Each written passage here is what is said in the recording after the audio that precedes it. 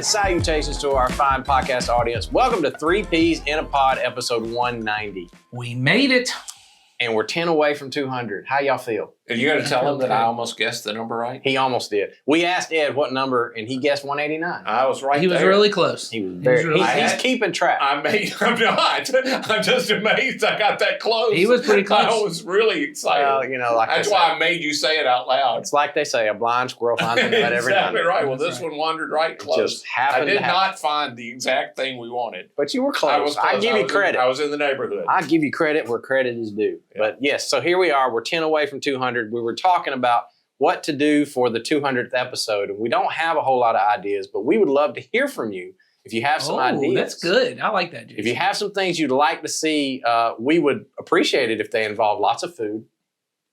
Because we love food. We do. Because if you remember, if you've been with us long enough, we have had celebrations in the past, like 100, 150 maybe. I don't remember when we've celebrated, but we've had food involved. We had a sponsorship at one point. We did have a sponsorship. Remember, we used to have food on a regular. That's what I mean. We had a guy good food, good fuel. I was trying to remember. Good food, good fuel. I can remember that when we were filming where we filmed and when he was here, he was right off camera with food. He would just watch us we had a chef. He was like right over Michael, here. if you're still watching, we're glad you're still watching. Yeah, exactly. Michael Laidlaw, our vegan chef. Exactly. Vegan chef. And we're not vegan, but he would serve us up. No, but I would eat everything he fixed and it was delicious. Because it was always good. Delicious. Remember that mac and cheese? I could be vegan, I think. Oh, I could. I think I could. Yeah. If I was vegetarian for 2 whole years. Vegan's a little tougher. Yeah, I tried. Because Michael, so I will say that. Just so we're clear, I don't know the difference, and I might admit that. Really? Okay.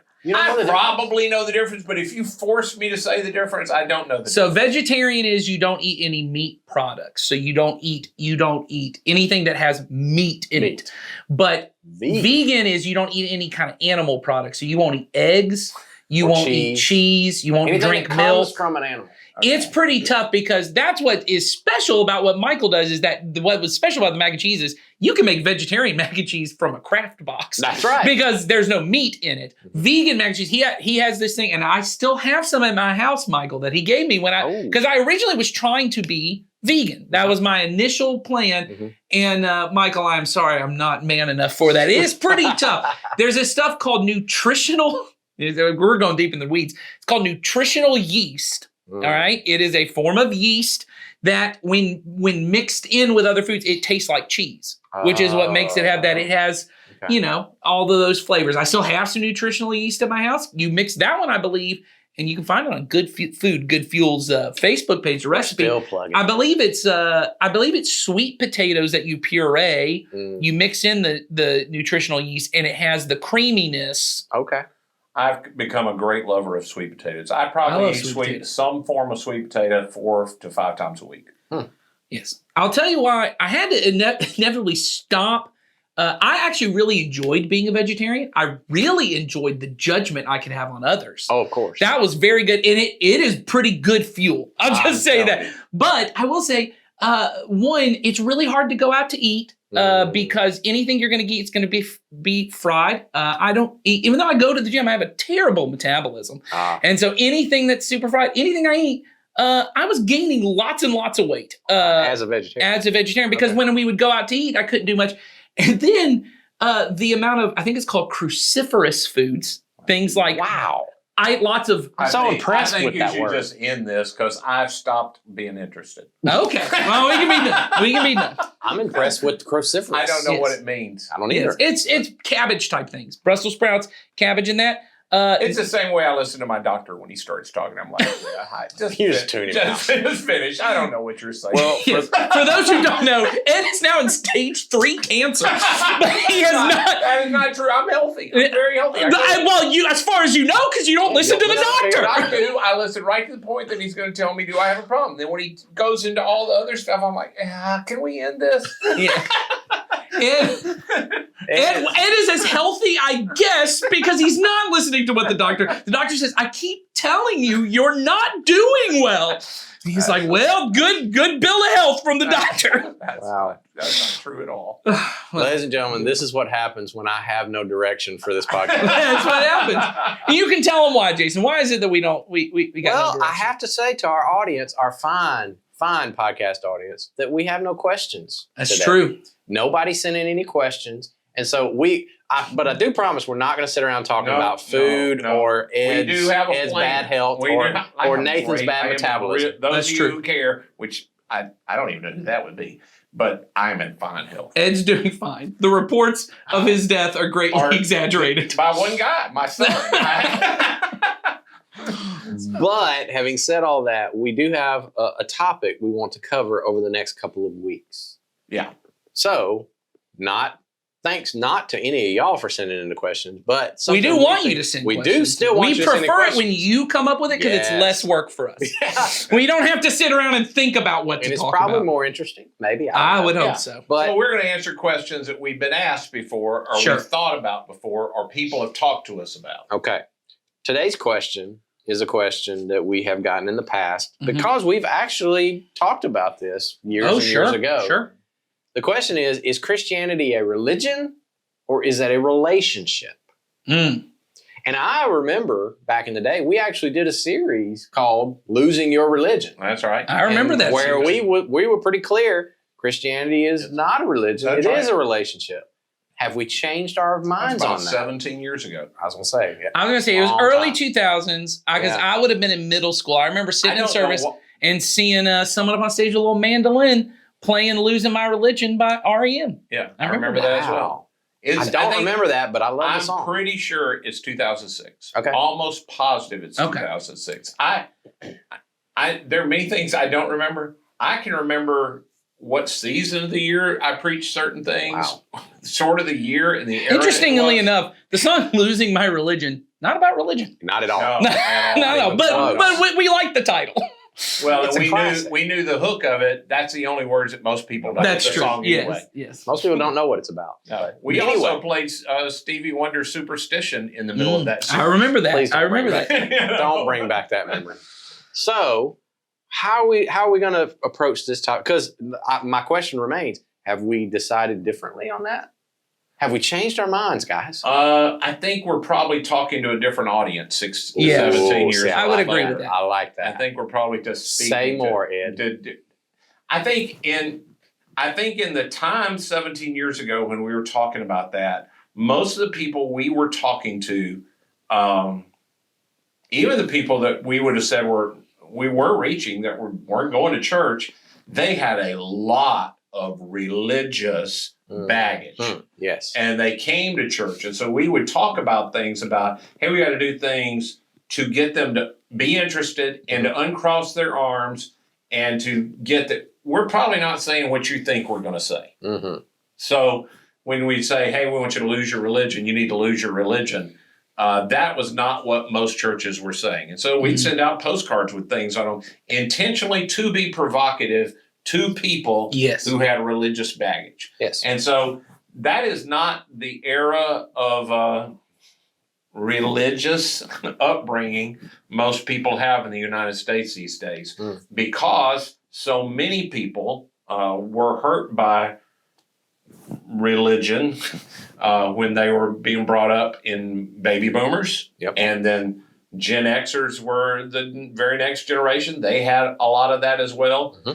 Their children, the ones that came after that, they didn't go to church a whole lot. Nope. No, the majority. Certainly there were many who did, but the majority did not. So they don't come in with baggage or understanding. And to say to a person outside that didn't grow up that a church is not a religion doesn't make sense to them. Exactly. Right. So it's a different group of people we are speaking to these days. So you say it's not a religion, it's a relationship because Jesus came to offer you a way to have a relationship with God. That was true. But Christianity is both a religion and a relationship. You have a relationship with God, but a religion is just a way of doing this thing with God. Okay. A methodology, is that the right word? I would say it's a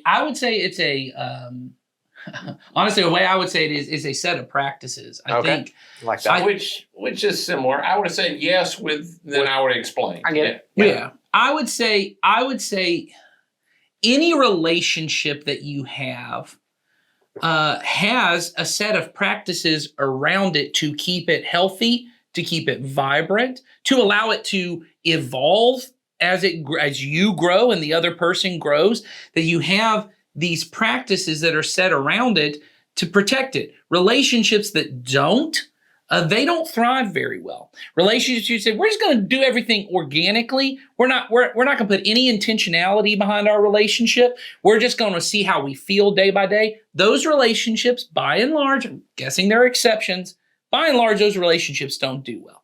And so to be more specific, if I used to say this to teenagers, I would say, if you're dating a girl, you're dating a guy, and you guys go, let's not put labels on this thing. Let's not call each other girl. Let's not commit to one another. Let's not do the practice. I don't want to be, married. This idea of married and I have to come home to you every day. And what, you're expecting me to say, I love you every day. You're expecting us to raise kids and be accountable, do our finances together. Well, those are practices. The practice of I come home every day. Every day I come home to you. We share a bed together. I protect the fidelity of our marriage. I'm not going to be unfaithful to you, right? These are practices. I have to put things in place to protect that. If I'm unwilling to do those practices, I'm probably not very committed to you. And it's not the practices that make us married, because there are a lot of people that come home to the same person every day and they're not married. And they do a lot of the same. It's not the practices that do. The practices, and so in this case, the religion that's around it, they are ways to reinforce the commitment I have made to this person. And there are some historical ones of that with Christianity. But I'd go on the analogy that Nathan was just using, and they go back to why 17 years and the years before that, and the way Western Christianity had been brought in the United States. A lot of people were done damage by religion, because religion became a way to define whether you had a relationship or not. And people would say, hey man, if you drink, right, you're not a Christian. If you have long hair at a certain time in my life, I remember that. you can't be a Christian. And people were taking these practices that had been historical with Christians they knew, attaching them to Christianity, and it became a religious kind of connotation to it. And people said, man, it ain't none of that. It's a relationship with Jesus. So they wanted to get rid of all of the bad rules. But the problem with that is, to a degree, which often happens, the pendulum swung and people said, I have a relationship. I don't have any practices. Yeah. I don't have any structure around this. But I did say a prayer when I was 6. So it's one of those situations where we were trying to correct an error, and we swung the pendulum all the way to the too far. That's exactly right. And so, a lot of people my age now who, when they talk about it, I go to church, what they say it to me, and again, I'm 64 in a month. And I go, hey man, where do you go to church? They go, well, I went to church, and I go, when I ask them where, they go, well, when I was in Vacation Bible School. And I'm like, dude, that's got to be 50. You didn't go last week, I don't think, because you're 60. Yeah. But they said a prayer. They established what they thought was a relationship. They haven't had much to do with that in a long time. Yeah. They're still counting on that because somebody told them it's just that, it's not this. Yeah. And I think that's the nature of when you get down to it. So I know that this question, at least, I think has been in some of the three of our minds as we've been preparing, and we just have started at the time of filming this series, Rooted, that we've been in, and we've been talking about the creeds, and especially the Nicene Creed, right? But there's also the Apostles' Creed, which is another kind of ancient creed that much easier to memorize. The Nicene Creed. Nicene Creed's pretty darn long. I do not. I have the Apostles' Creed memorized. That other one, man. Let's be honest. The reason you and I have the Apostles' Creed memorized is Rich because the guy we love plays the Rich. music and we can sing it. Partially, yes. But you look at these creeds, and I think for most people, I'll just say this: I grew up at Community Christian Church. I've heard that song played at Community Christian Church. Yeah. I can think of. I wrote a script one time that we did twice where we recited the Apostles' Creed. Outside of that, creeds were not really part of our stream, as it's often called, of Christianity. Yeah. So, again, having been here 33 years and gone through a lot of iterations, I taught a form of the creed as the second series in this church at White Wow. Oak Elementary. Yeah. Wow. I just didn't tell anybody that's what I was doing because I knew it wouldn't have reached the people I wanted to Right. reach. But I taught the things in it because we were trying to start a church and I wanted to make sure we were all on the same page. Mhm. You know what I'm saying? Yeah. Yes. I still have the notes on it. They're all terrible. Yes. Right. I would not teach them again. Right. I then, when we moved into this building, and we moved in Christmas Eve 1999, in June of 2000, I taught a similar thing again about what do we believe about God? What do we believe about Jesus? What do we believe about the Holy Spirit? What do we believe about the Bible? I taught all of that again. Again, did not say I'm Right. teaching you these things because it was a different time. But all the stuff we've taught at different times in different ways. The reason eventually I wanted us to just be open about the creeds is, again, the time that we're in. I know that for some people in our church that are my age and older and who have again, low church, which means we don't have a lot of liturgy, doesn't mean we're uneducated. I don't want somebody, Right. I used that a couple of weeks ago and somebody said, I don't think of us as being a low, I don't mean we don't have seminary degrees, we don't study, we don't do that. It just means when it comes to liturgy and form and structure, It's not clearly it's stated. not as clearly Yeah. stated as it is when you know you're going to go into this church and they're going to say this liturgy first and sing a song and then say this prayer. Yes. That's a high church. Yes. I wanted it to be open because there is a question these days where everything is on the table and you can go to YouTube and you can find anybody talking about anything, that we're talking about a historical faith that has been handed down Yeah. through the years, and that these things of what we believe, these aren't things that I created, or Jason created, or you created, and that have been, these aren't new to Community Christian. These are historical truths that came the generation right after the apostles began to put borders around this, because as they grew, things began, what happens with human beings is things begin to start getting a little off to the edges, and somebody has to begin to say, no, that's not what we believe. Mm-hmm. And that's where the creeds came from. I think in the first week, which we had trouble microphones, so it's not even available on our YouTube channel because the recording of it was terrible. I talked about they're like the bumpers on a Bowling alley. on a bowling alley, or they're like a rope that's tied to an anchor somewhere that holds you to the core. That's the nature of the creed. They aren't supposed to replace anything in the Bible. They are to keep you so that when a common person begins to read the Bible, which that's when they were first created, Bible's now decided on, you have these documents, and a person begins to read and have those taught to them, somebody don't go, I think this verse means this, and it's totally off in left field. It doesn't really matter what you think this means. This is what the apostles mean. It's in this lane. And your understanding of that has to stay in these lanes. And I think there's an important part of religion. You bring up Rich Mullins' song Creed, and I think the most important part of that song is the part where he says, I did not make it, it's making me. It's the nature of what religion does, and we don't realize this. All of us by nature, and I've heard N.T. Wright, who's a scholar, talk about this before, is we have a concept of religion like you choose, this is my worldview and this is what I'll have, he said. But, historically, no one really had that.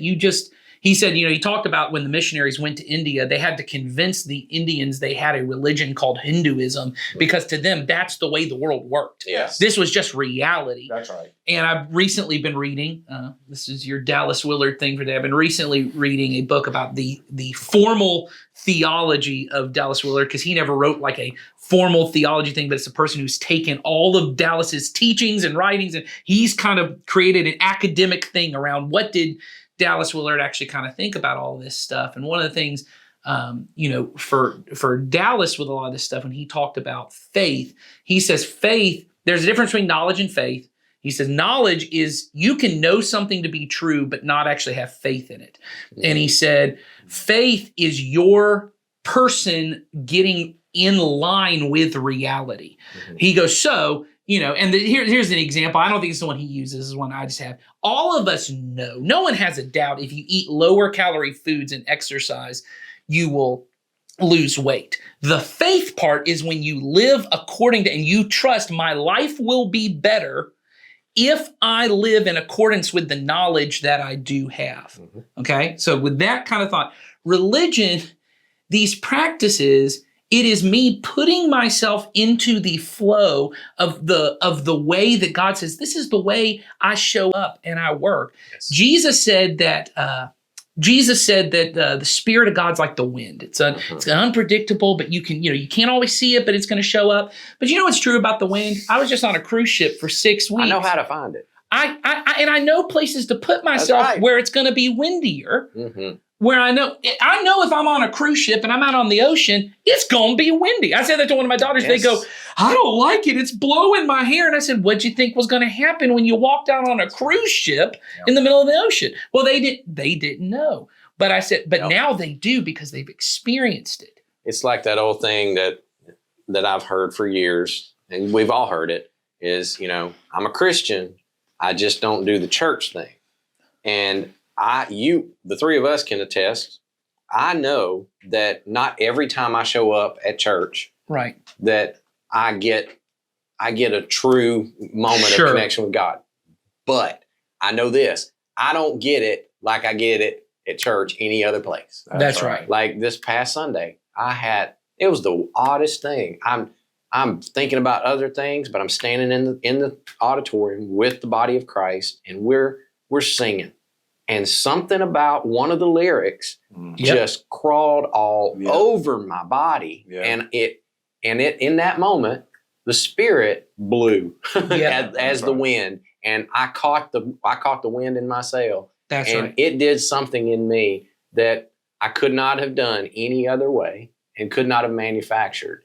And so what you're saying is these practices that we have, they are our way of setting our sails out. They Yeah, are. and And some days catching the the wind wind. doesn't blow in the No. direction I thought it would. That's right. But my job is to go out as much as I can going, I want to throw these Yes. where I know the wind has been, Mhm. and here's the benefit that we have. Mhm. People talk a lot about what God promises. What Jesus did promise is, he says, where two or more are gathered in my name, I am there. Yep. Now, he doesn't tell us what he's going to do when he's there. No. He doesn't tell us what it's going to feel like when he's there, Nope. but he said, I'm going to be there. And so so gathering together as a church is a historic practice of the Christian religion. That if I am a Christian, I gather with the church.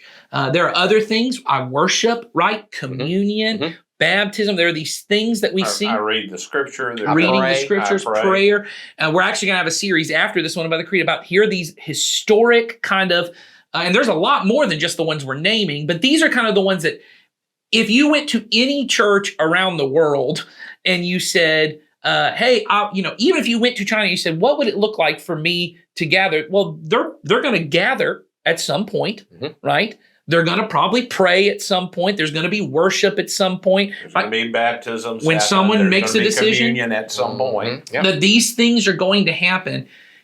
And those are our ways, and there are different analogies theologians throughout the years have used, but it's our way of setting our sails and going, Jesus said, I'm going to show up Mhm. when you guys are together. And the scriptures talk about God riding in on the praises of his people, right? When we worship, he shows up, that there's a way in the body and blood or in the bread and the juice, right? Or the wine, that Jesus is present with us. And I go, I just want to put myself in those places, just like I, as a husband, there are things I do every day for my wife. And if I go back to her going, why do I do that? Why do I say those things? Well, it's because for us, and there are ways at Community Christian, we're a little different in our stream because of our culture, because of what? That are kind of part of the Community Christian version of this religion. Just like my marriage has practices that are different than yours. But I bet all three of us go, at some point every day, I'm probably telling my wife I love her. Yep. At some point, we're going to have that moment. Mhm. We're going to have regular times, and the gonna regularity may be different, Yeah. right? But we're going to communicate somehow. We're going to communicate. We're going to have a date night. You were talking today about continuing to date your spouse. Yep. Right? Like we have practices, the regularity looks a little different than Sure. one another, but the fact that it is regular. Mhm. And what we know is if I want my marriage to be healthy, even if I don't feel like it, Mhm. I'm showing up on date night. And whether I'm or not, and back to what we said in the beginning of this Rooted series, whether it works or not, Right. Right. That's I do it because I'm rooted in something greater Because than sometimes you go on a date and there's nothing special that happens, no. but you have to go on those to get to the ones That where do. something does happen. I say pretty regularly to my kids because this has been a big part of me because I want to get back to the thing you're talking about of why we're kind of flipping and or not flipping, but we're kind of going to this side of the religion relationship side.